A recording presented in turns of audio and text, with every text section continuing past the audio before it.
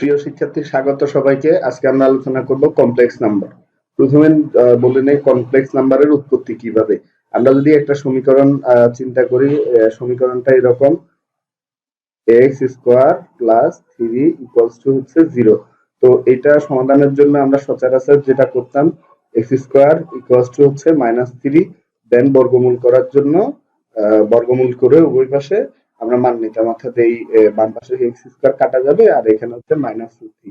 কিন্তু এই -√3 মাইনাস √3 গ্রহণযোগ্য না। অর্থাৎ তাহলে কি এই এই সমাধান যেহেতু গ্রহণযোগ্য না, এই x square minus x square plus 3 equals to 0 এই সমীকরণের কি কোনো সমাধান থাকবে না? তো সেই রকম সমাধান বের করার জন্যই মূলত আমাদের যে কমপ্লেক্স নাম্বারের আমরা আলোচনা করব, এই কমপ্লেক্স নাম্বারের উৎপত্তি। এই কমপ্লেক্স নাম্বার উৎপত্তির পিছনে কয়েকজন গণিতবিদের নাম বিশেষভাবে স্মরণীয়। তার মধ্যে হচ্ছে এক নম্বরে আমরা বলতে পারি যার নাম, তিনি হচ্ছে কসি। কসির নাম গণিতে শুনে নাই এমন খুব লোক খুব কম পাওয়া যায়। তাহলে হচ্ছে কসি, দেন হচ্ছে রেইম্যান,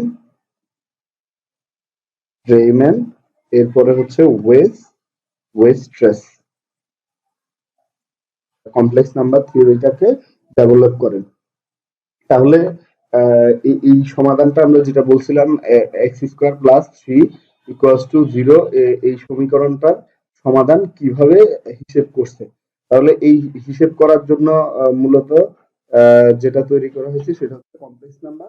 আমরা যদি একটা সংখ্যা বলি, A plus I B, A plus I B, A plus I B, এখানে এই আই একটা সংখ্যা বের হয়েছে যেটাকে আমরা কমপ্লেক্স নাম্বার বলতে পারি।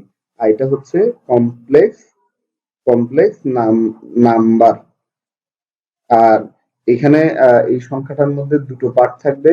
একটা পার্ট হচ্ছে, আমরা যদি এভাবে চিন্তা করি, এই পার্টটা হচ্ছে রিয়েল রিয়েল পার্ট, আর এই পার্টটা হচ্ছে কমপ্লেক্স কমপ্লেক্স পার্ট। তাহলে এই কমপ্লেক্স পার্টটার সাথে একটা কমপ্লেক্স নাম্বার আই থাকবে। তার মানে হচ্ছে এটা ইমাজিনারির জন্য আই হিসেবে ধরা হয়েছে। তাহলে আমরা সংক্ষেপে বলতে পারি আমাদের একটা কমপ্লেক্স নাম্বার হবে এ প্লাস আইবি অথবা এক্স প্লাস আই ওয়াই আকারের এই সংখ্যাটাকে কমপ্লেক্স নাম্বার কিংবা জটিল সংখ্যা বলে। তাহলে জটিল সংখ্যাকে সাধারণত আমরা জেড দিয়ে প্রকাশ করতে পারি। জেড ইকুয়ালস টু হচ্ছে এক্স প্লাস আই ওয়াই। এই এক্স প্লাস আই ওয়াইটার প্রথম পার্টটা, এটাকে রিয়েল পার্টটাকে আমরা এটাকে বলতে পারি রিয়েল জেড, অর্থাৎ কমপ্লেক্স নাম্বারের রিয়েল জেড। আর পরেরটা হচ্ছে ইমাজিনারি ইমাজিনারি জেড, অর্থাৎ আই এম জেড দিয়ে প্রকাশ করতে পারি। অর্থাৎ এইটা হচ্ছে আহ বাস্তব অংশ, আর পরেরটা হচ্ছে কাল্পনিক অংশ। এরপরে আমরা আসবো হচ্ছে এই কমপ্লেক্স নাম্বারকে geometric representation of complex number. একটা চিত্র আমরা যদি হিসেব করি, এইরকম এই একটা এক্স এবং ওয়াই দুটো অক্ষে একটা চিত্র আছে। তাহলে কোন অংশটা কোন দিকে যাবে আমরা সেটাই দেখব। এখানে যদি আমরা এই পর্যন্ত যে কোনো একটা ভ্যালু এক্স চিন্তা করি এবং এখান থেকে এই বরাবর এইদিকে যে কোনো একটা ভ্যালু ওয়াই চিন্তা করি, অর্থাৎ সেটা 2, 4, 5, 6 একক হইতে পারে। তারপরে আমরা যদি মূল বিন্দু থেকে ওয়াই এর এই উপরের বিন্দুটা, অর্থাৎ এইটাকে পি বিন্দু ধরে এই পি বিন্দু পর্যন্ত যদি কানেক্ট করি, তাহলে এই জেড অক্ষের জিনিসটাই হবে আমার কমপ্লেক্স নাম্বারের অংশ, অর্থাৎ এটাকে আমরা জেড দিয়ে প্রকাশ করতে পারি। তাহলে আমরা সংখ্যা একটা সরলরেখার দূরত্ব শিখেছিলাম। এটা যদি মূল বিন্দুটা 0,0 বিন্দু হয়, আর এখানে যদি এটা x, y বিন্দু, আর এই দিকের এই পুরো দূরত্বটা হচ্ছে y দূরত্ব।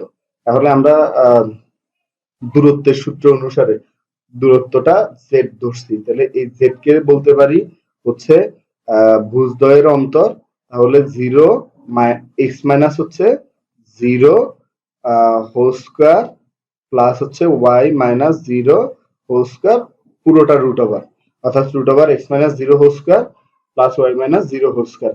তাহলে এখান থেকে সেই সরলরেখার সূত্র অনুযায়ী আমার এই জটিল সংখ্যার দূরত্বটা থাকে হচ্ছে x square plus y square. তাহলে আমরা বলতে পারি এই মূল বিন্দু হতে একটা যে কোনো রেখাংশ জটিল সংখ্যা ধরলে সেই রেখাংশটার দূরত্ব হবে z equal root over x square plus y square. এরপরে আমরা ধরবো হচ্ছে পোলার রিপ্রেজেন্টেশন, অর্থাৎ পোলার অক্ষে আমরা স্থাপন করব এই একটা গ্রাফকে। তাহলে পোলার অক্ষের জন্য এটা হচ্ছে x এবং এই অক্ষটা হচ্ছে y অক্ষ। তো পোলারের জন্য হচ্ছে আগের মতোই আমরা এখান থেকে যে কোনো একটা দূরত্ব হিসেব করি। দূরত্বটা হচ্ছে এখান থেকে x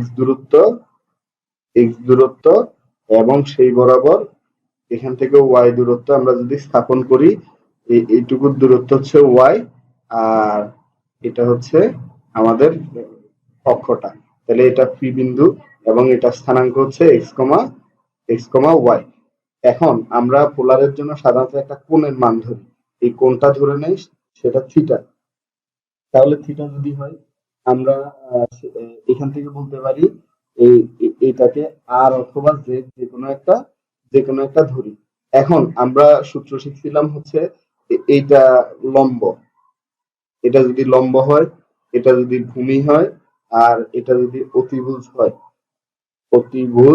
হয়, তাহলে আমরা সাইন থিটা সমান হচ্ছে লম্ব বাই অতিভুজ। তাহলে লম্ব হচ্ছে y ডিভাইডেড বাই অতিভুজ হচ্ছে r, সুতরাং y সমান হচ্ছে r সাইন থিটা। এই হচ্ছে একটা বিষয়। তারপরে যদি আমরা আরেকটা বিষয় চিন্তা করি, সেটা হচ্ছে cos থিটা। তাহলে cos থিটা আমরা শিখছিলাম হচ্ছে ভূমি বাই অতিভুজ। তাহলে এইটুকু যদি এই ত্রিভুজের এইটুকু যদি ভূমি x হয়, তাহলে ভূমি বাই অতিভুজটা হচ্ছে r। তার মানে হচ্ছে এখানে আমরা x সমান পাচ্ছি হলো r cos থিটা। অনেকের মনে প্রশ্ন থাকে এই r cos থিটা sin থিটাটা কোত্থেকে আসছে, সেহেতু আমরা একটু বেসিক নিয়ে এটা দেখিয়ে দিলাম। এবার আমরা যদি বলি এখানে এটা অতিভুজের সূত্র অনুযায়ী এই একটা গ্রাফের এই গ্রাফটা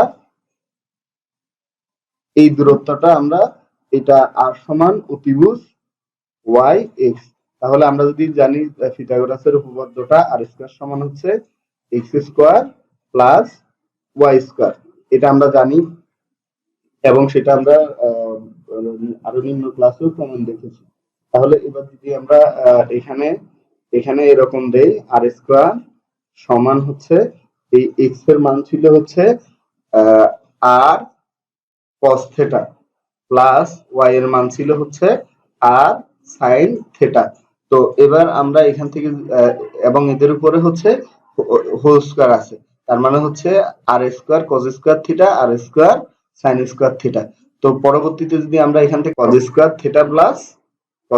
theta plus sin square theta, তাহলে এইখান থেকে আমাদের r স্কয়ার ইনটু এই cos square theta sin square থিটার মান আমরা জানি হচ্ছে 1, অর্থাৎ হচ্ছে r স্কয়ার।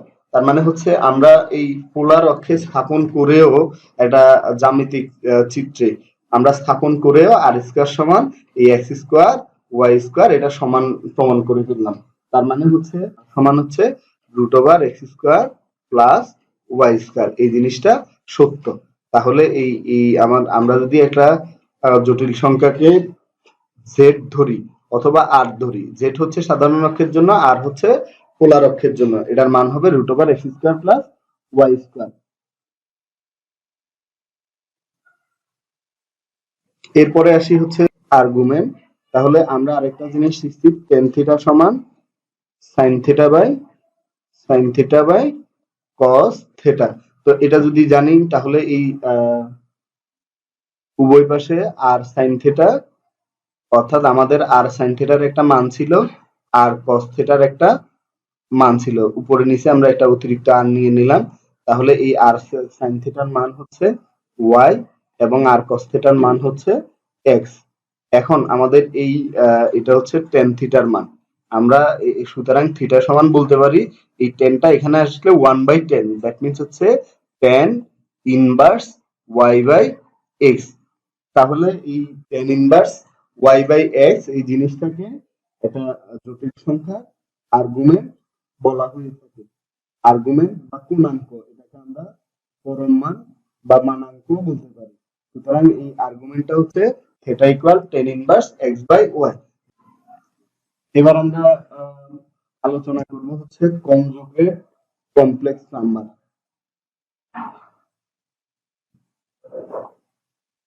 কনজুগেট কমপ্লেক্স,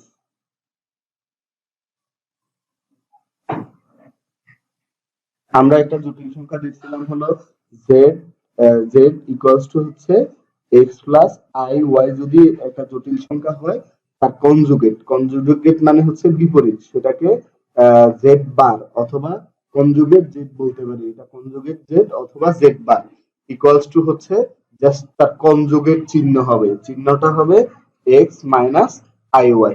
তাহলে এই একটা যদি জটিল সংখ্যা হয় তার কনজুগেটটা হবে এক্স মাইনাস আই ওয়াই।